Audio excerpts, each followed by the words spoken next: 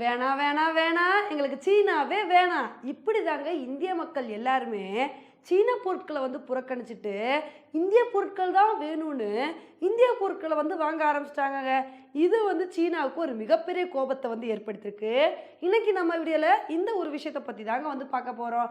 நம்ம எல்லாத்துக்குமே வந்து தெரியும், எப்போ இந்திய சீன எல்லை பிரச்சனை வந்துச்சோ அப்போ இருந்தே நம்ம இந்தியன் கவர்மெண்ட் என்ன ஒரு விஷயத்த சொன்னாங்கன்னா, தயவு செஞ்சு சைனீஸ் ப்ராடக்ட்ஸை வந்து வாங்காதீங்க, இந்தியன் ப்ராடக்ட்ஸ்க்கு முக்கியத்துவம் கொடுத்து அதை வந்து வாங்குங்க அப்படின்னு வந்து சொல்லியிருந்தோம். ஆனால் இங்கே இந்த ஒரு விஷயத்துக்கு நிறைய பேர் இலக்காரமாக பேசினாங்கங்க. அது அப்படி சீன பொருட்கள் இல்லாமல் எப்படி இருக்க முடியும்?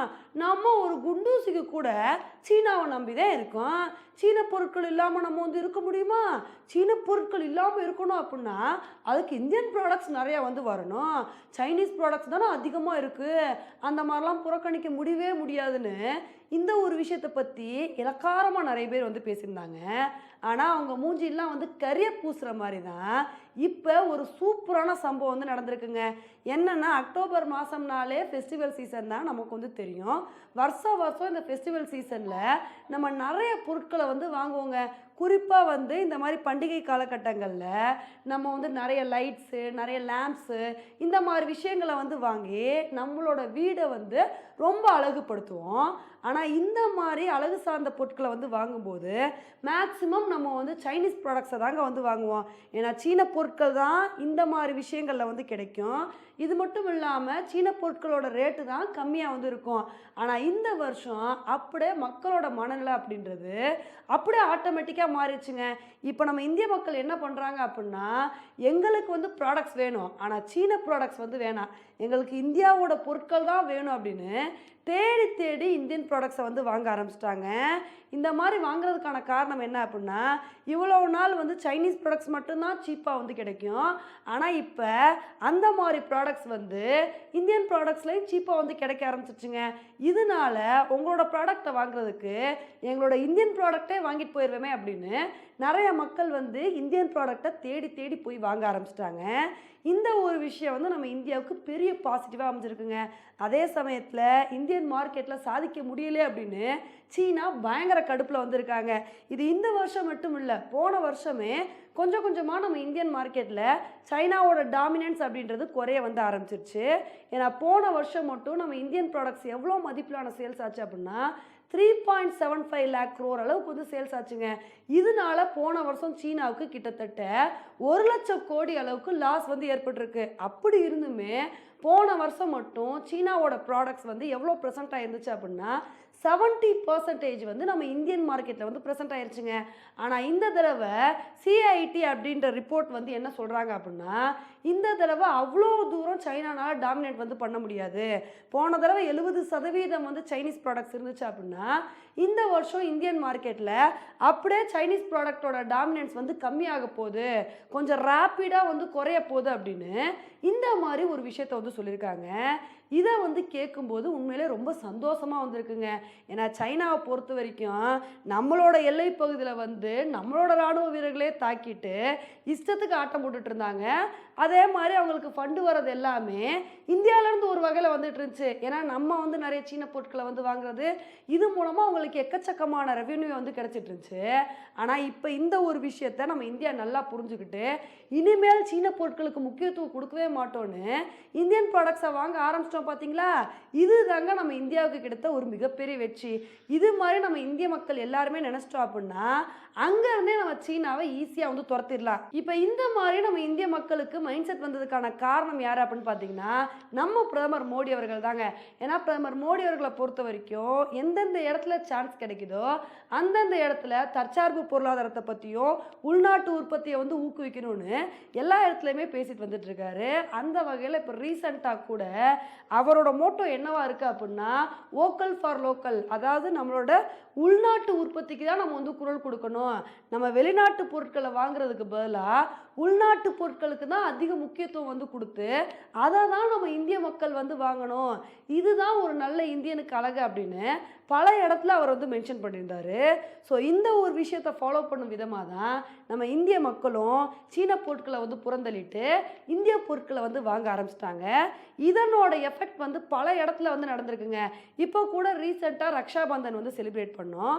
இந்த மாதிரி ரக்ஷாபந்தன் செலிப்ரேட் பண்ணும்போதெல்லாம் நிறைய நம்ம இந்தியன் மார்க்கெட்டில் சீனாவோட ராக்கிகள் தான் அதிகமாக வந்து இருக்கும். அதுதான் கம்மியான ரேட்டில் கிடைக்குதுன்னு இந்திய மக்களும் நிறைய வாங்கிட்டு இருந்தாங்க. ஆனால் இப்போ உள்நாட்டு வணிகர்கள்லாம் என்ன சொல்லியிருக்காங்க அப்படின்னா, இந்த தடவை இந்தியன் மார்க்கெட்டில் சைனா ராக்கிகளோட ப்ரெசன்ஸே ரொம்ப கம்மியாயிருச்சு. இதுக்கான காரணம் என்னென்னா, கடந்த 2 வருஷமாகவே இந்திய மக்கள் கொஞ்சம் வந்து விழிப்புணர்வாயிட்டாங்க. எங்களுக்கு வந்து இந்திய ராக்கிகள் தான் வேணும், சீன ராக்கிகள் வேணாம் அப்படின்னு முழுக்க முழுக்க இந்திய ராக்கிகளையே வந்து தேடி வாங்க ஆரம்பிச்சிட்டாங்க. இதனால நம்ம இந்தியன் மார்க்கெட்டில் சீன ராக்கிகள் வரதே வந்து கம்மியாயிருச்சுன்னு இந்த மாதிரி அவங்க வந்து சொல்லியிருக்காங்க. உண்மையிலே இந்த ஒரு விஷயத்தை கேட்கும்போது நமக்கு அவ்வளோ சந்தோஷமாக வந்திருக்குங்க. ஏன்னா ராக்கி அப்படின்லாம் வந்து சின்ன பொருள். அந்த ஒரு சின்ன பொருளை கூட நம்ம வந்து சீன பொருளை வாங்கக்கூடாது, இந்திய பொருளை தான் வாங்கணும்னு நம்ம இந்திய மக்கள் இவ்வளோ தூரம் தெளிவாக இருக்காங்க பார்த்தீங்களா? இதுக்காண்டே நம்ம இந்திய மக்களை வந்து பாராட்டி ஆகணும். இன்னும் இதே மாதிரி நம்ம சீன பொருட்களை வந்து புறக்கணிச்சிட்டு இந்திய பொருட்களை மட்டும் வாங்க ஆரம்பிச்சோம்னு வச்சுக்கோங்களேன், இது வந்து நம்ம இந்தியன் எக்கனாமிக்கு ரொம்ப ஹெல்ப்ஃபுல்லாக வந்துருக்கும். ஏன்னா இவ்வளவு நாள் வந்து சீனாவை பொறுத்த வரைக்கும் இந்த ஒரு விஷயத்தை வச்சு தான் இஷ்டத்துக்கு ஆடிட்டு இருந்தாங்க. என்னதான் இருந்தாலும் எங்கள் பொருளை தானே நீங்கள் நம்பியிருக்கீங்க, நாங்கள் தான் உங்களுக்கு எக்ஸ்போர்ட் பண்ணணும்னு இஷ்டத்துக்கு பேசிட்டு வந்துட்டு இருந்தாங்க. ஆனால் அவங்க மூஞ்சில் கரிய பூசுகிற மாதிரி தான் இந்திய மக்கள் ஒரு சூப்பரான விஷயத்தை வந்து பண்ணியிருக்கோங்க. உண்மையிலே இப்போதாங்க புரியுது சீனா ஏன் நம்மளோட ஃபாரின் மினிஸ்டர் ஜெய்சங்கர் அவர்கள் மேலே இவ்வளவு காண்டில் வந்திருக்காங்கன்னு. ஏன்னா நம்ம இந்தியாவை பொறுத்த வரைக்கும் அந்தளவுக்கு எல்லா இடத்துலையுமே சீனாவை வந்து புறக்கணிக்க வந்து ஆரம்பிச்சிட்டோம்.